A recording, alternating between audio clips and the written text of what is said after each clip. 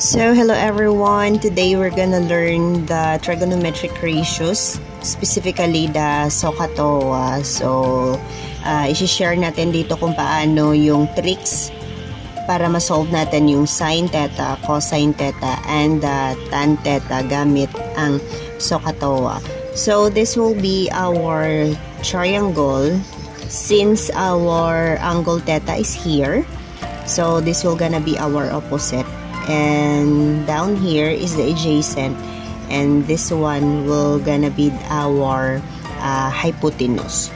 So to start with, so to solve sin theta, so we have here the SO. So sin theta is equals to opposite, so opposite divided by hypotenuse. So this is the SO, the first one. Then the cosine theta, since ka adjacent, so adjacent over hypotenuse. So cosine theta is adjacent divided by the hypotenuse.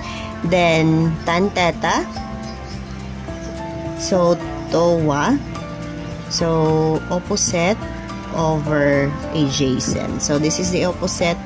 So we're going to base this one, our angle theta here, so opposite over the adjacent.